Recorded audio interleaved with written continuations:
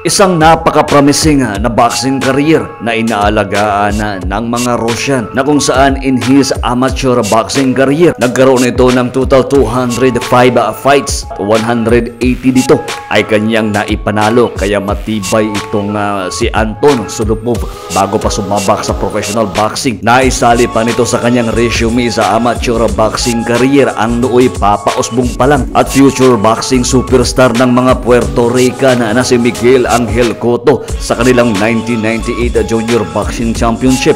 Nagawa nitong talunin ang nasabing superstar sa kasalukuyan na si Miguel Angel Cotto, kaya nang tumungtong ito sa kanyang professional boxing career. Malaki po yung kumpiyansa ng mga Russian boxing fans na talagang babaklasin lang ni Anton Sulupov ang kababayan nating si El Supremo Dondon Sultan na tubong Liloy Zamboanga del Norte. At kung mapapansin natin yung suporta ng mga kababayan ni Anton Sulupov na kung saan ginanap ang kanilang bakbakan doon sa Surgata, Russia, talagang walang kapag-asa yung kababayan nating hindi naman kagandahan yung record na nagkaroon noon ng 14 wins, 6 losses at 2 draws sa napaka-crowded na venue na pinapalibutan ng mga Russian. Ay talagang walang kadala-dala kundi timba lang ang dala ng dalawang Pinoy na pumasok sa nasabing venue. At ang ini-expect ng mga Ruso na pataba lang itong si Dondon sa boxing career ng kanilang napakagandang prospect. At nooy undefeated na si Anton Sulupov, pero hindi nawawala sa lakas ng loob at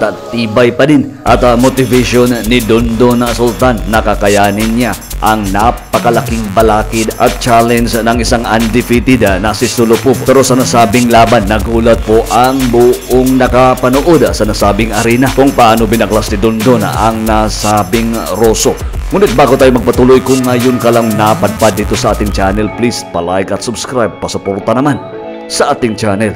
May 20, 2006 laban ng kababayan nating si El Supremo Dondon Sultan na tubong Liloy Zamboanga del Norte laban sa nooy napaka-promising na Russian fighter na si Anton Sulupov na isang undefeated sa record na 12 wins. Nakataya po dito ang welterweight Pan-Asian Boxing Association na hawak noon ng Russian na si Anton Sulupov. Balikan natin ang kanilang naging laban dito sa round 1. Umatake na agad ang kampiyon na si Anton.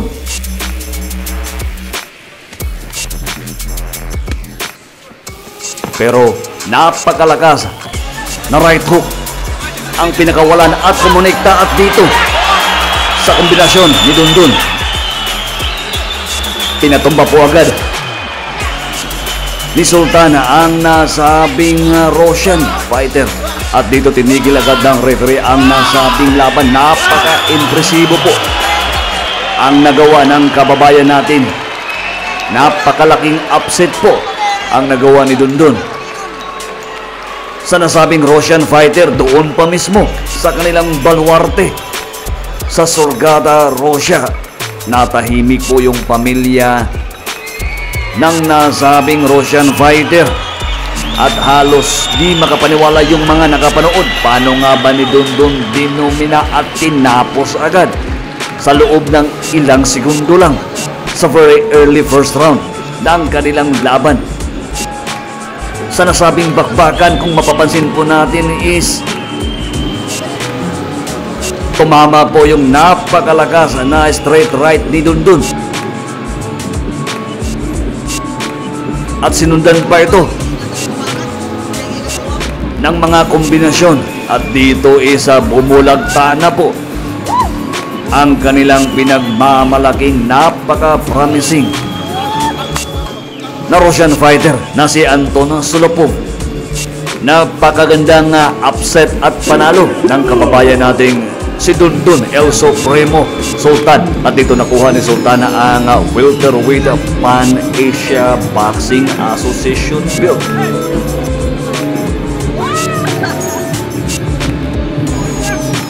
Kung mapapansin natin is napaka-humble lang po. Dalawa lang po silang pumasok dito sa baluarte ng mga Ruso. At dito pagkatapos isa sa interview isa, maraming napahangangang mga roso dito sa kababayan nating si El Supremo Dundun Sultan. Sayang nga lang yung karyera ni Sultana na kung saan hindi naalagaan masyado. Totoong di kalibre pa naman.